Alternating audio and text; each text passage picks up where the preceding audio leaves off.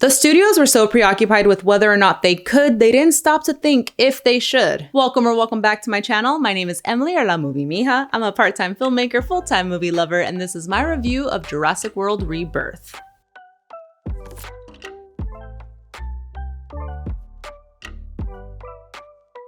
Thank you so much for checking out my video. If you're new here, one of my favorite aspects about the movie going experience, in addition to getting ready for the movie and going to the theater, it's the after, the discussion that follows. So if you love talking about what you liked and didn't like, different interpretations, analysis, and details you might have missed, you are in the right place. One of my goals with this channel is to be one of the first places you go to after you watch a movie, so you have a movie friend to dish with. And there's a lot to dish about this movie, but before we get into it, the first part of the review will be spoiler-free, and then we'll get into some spoiler analysis. All of that will be marked in the chapters below. Let's get into it. Zora Bennett leads a team of skilled operatives to the most dangerous place on Earth, an island research facility for the original Jurassic Park. Their mission? To secure genetic material from dinosaurs whose DNA can provide life-saving benefits to mankind. As the top secret expedition becomes more and more risky, they soon make a sinister, shocking discovery that's been hidden from the world for decades. The film is directed by Gareth Edwards and stars Scarlett Johansson, Jonathan Bailey, Mahershala Ali, Manuel Garcia Rulfo, Luna Blaze, Rupert Friend, and many more. I was so stoked for this movie. I'm a big fan of Scarlett Johansson, and I was looking forward to seeing more of her outside of the MCU. I love Jonathan Bailey and his little slutty glasses throughout the press tour. And then two-time Academy Award winner Mahershala Ali. He could read anything. You can give him a menu, and I would listen to him read that menu all day.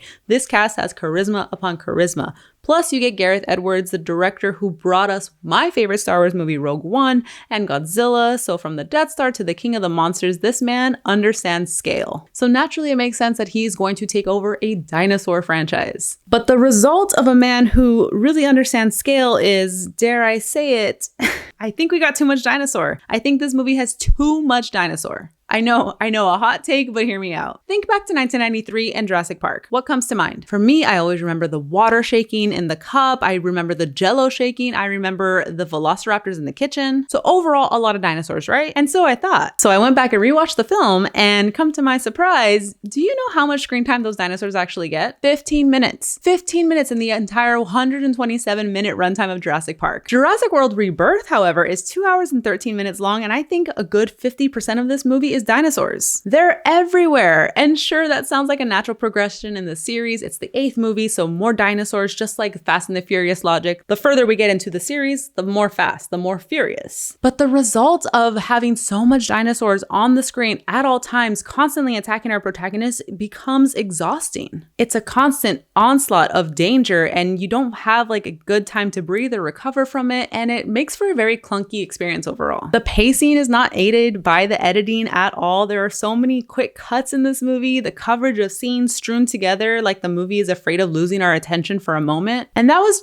particularly distracting given how beautiful this movie looks. This movie is so gorgeous. It's my favorite part of the film is the visuals, the colors. The film was shot on 35mm specifically for Dolby, so you won't find this movie in IMAX. You should watch it in Dolby if you're gonna see it, and it is absolutely gorgeous. There's bright greens and reds, and it's so lush out there in the dinosaur island. I seriously could watch this movie on mute and just revel in the vibrant scenery. But I wish that the beauty extended to the story itself. Speaking of clunky, there are two groups that this film follows: the group of mercenaries that are searching for dino DNA, and a family that is on a transatlantic sailing adventure. The two parties meet and share part of the adventure of surviving the island together, but for the most part, they feel like remnants of two different movies. Or worse yet, a forced iteration of the original movie with different characters. The clunkiness of the film is also reflected in the film score by Alexandre Desplat. The music is big and grand, but it feels too big or too heavy-handed at times. Like, one of my pet peeves in watching a movie is when the sad music starts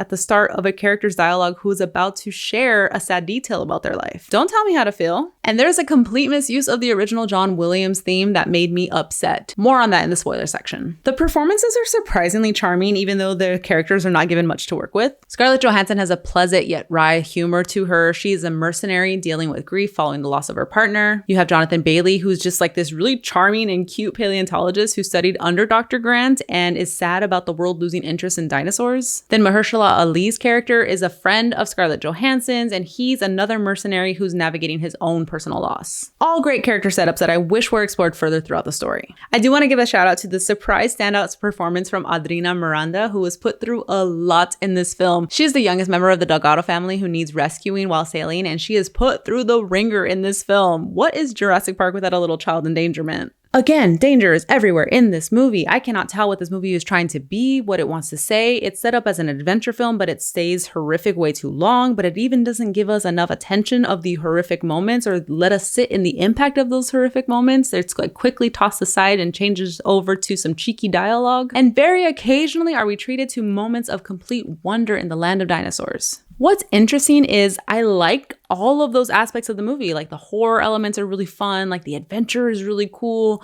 and the wonder moments are pretty awesome, but they never come together in a way that feels meaningful. Ultimately, I thought Jurassic World Rebirth was a big, enjoyable mess. I know I have a lot more critiques and praise for the movie, but at the end of the day, you have an amazing cast, some beautiful scenery, and dinosaurs. Look, I'm easy to please. It's a good way to spend a couple of hours, even if for the promise of what could have been hidden under so many dino sequences. And on the Movie Mija meter, I give it a 3 out of 5 stars and a light recommend for watching in theaters. If you made it this far, please consider liking and subscribing to my channel. I am a one-person show, writing and editing and producing everything you see here on my channel. I don't use any AI for any of the content that you see. This is all just made out of a labor of love and for my excitement for talking about movies. And when you follow me, you'll be guaranteed one new movie review every single week. And if there is a movie you want me to see that I haven't posted about, please let me know in the comments below and I will make sure to seek it out for you. And for even more movie news, reviews, and personal insights, you can follow me at Movie Mija on Instagram, TikTok, and Letterboxd. All right, everything from here on out will be spoilers, so if you haven't seen the film yet, save this video, watch the movie, come back later, and we can talk. Just to refresh your memory, the story ends with the surviving members of the mercenary crew and the Delgado family trying to catch a helicopter ride out of there when a few flying velociraptors and the D-Rex and Martin Krebs, the guy from the InGen Pharmaceuticals,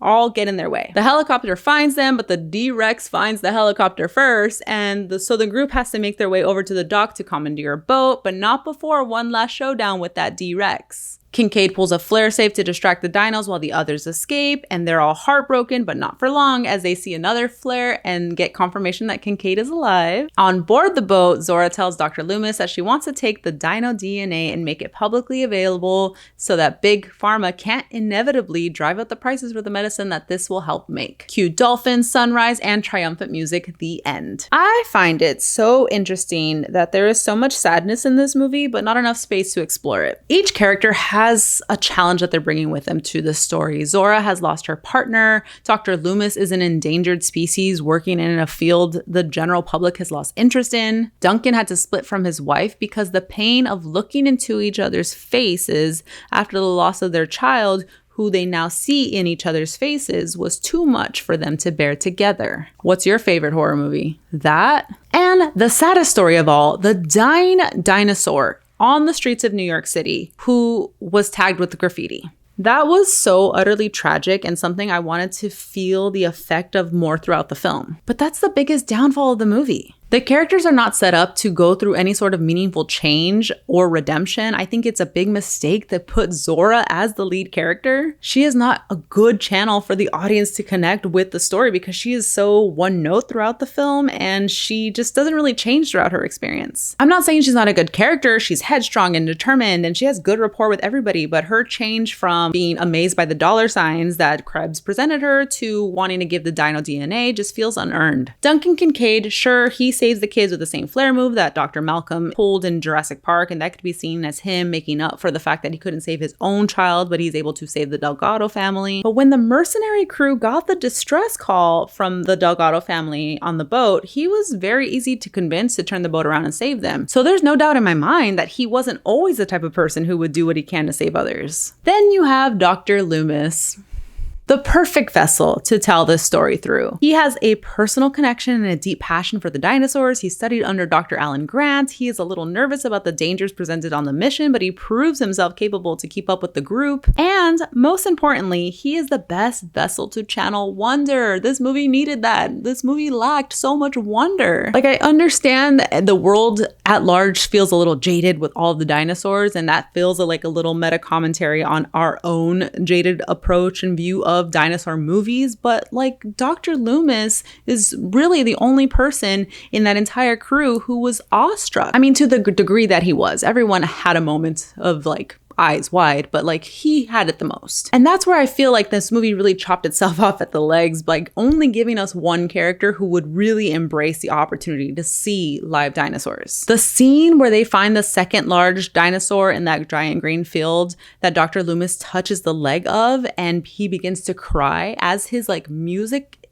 as his theme music is playing, the theme music that he himself played the clarinet on. Pure magic. I didn't know that this movie would be able to move me to tears, but that scene was pretty close. Part of me thinks it could have been more interesting if Dr. Loomis was with the Delgado family throughout the adventure, because spending his time educating and encouraging them to inherit his passion for wonder seems like it could have been a good play. But maybe that's too predictable. Maybe that would have been seen as too similar to Jurassic Park. All right, we're drawing the line now. But the Delgado family really could have used some work. They needed a little something. They had a strong start, but with the exception of Isabella finding Dolores, so cute, there wasn't much in the way of character development for them, except that they had a fireside chat with the boyfriend, dad and boyfriend. He was awful, the boyfriend, not the dad, but he was believable. And that one conversation was enough to get me back on his side. So that was a really impressive like character moment to see him flip, and or our perception of him flip like that. I want to quickly call out the music that I griped about earlier because it really did piss me off.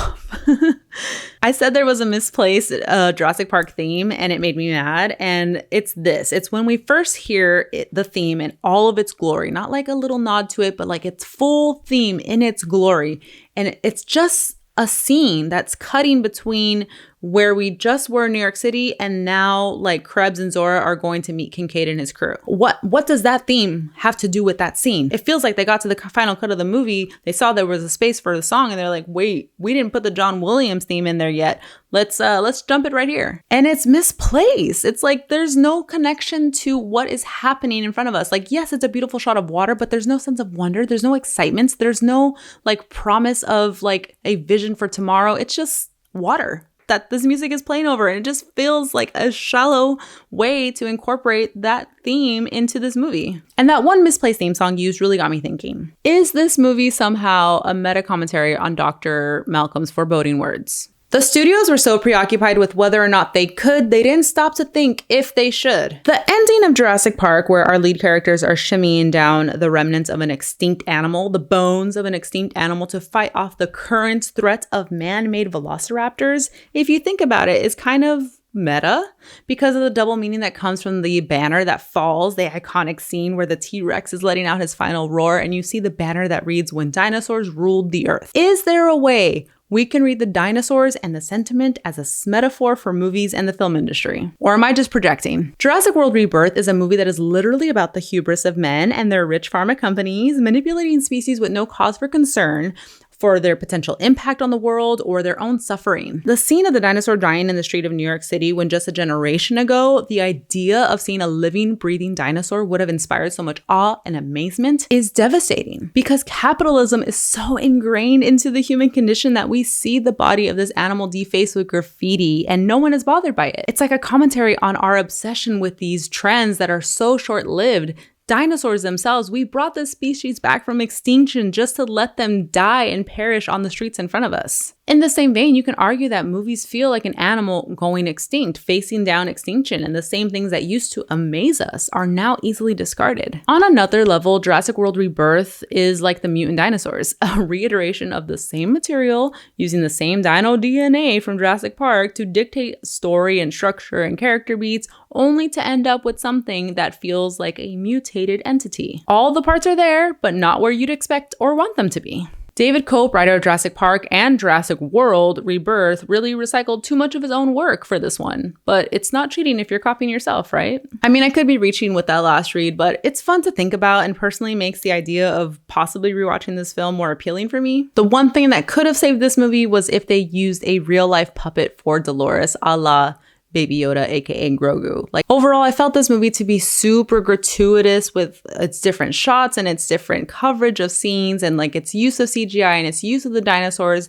and the onslaught of all of those things kind of made none of it feel exciting. Like, it robbed us of that moment, that one keen moment to really sell the wonder and amazement of being in a park with dinosaurs. We do get that one scene again with Jonathan Bailey touching the dinosaur, but it's only a hint of what we could have had in the larger narrative. Okay, that's all for now. If you've made it this far, thank you so much. Let me know what your favorite dinosaur themed movie is. Is it a Jurassic Park? Is it Land Before Time? There's no wrong answers. But that's all for now. Thank you so much for watching my video. I'll see you next time. Bye!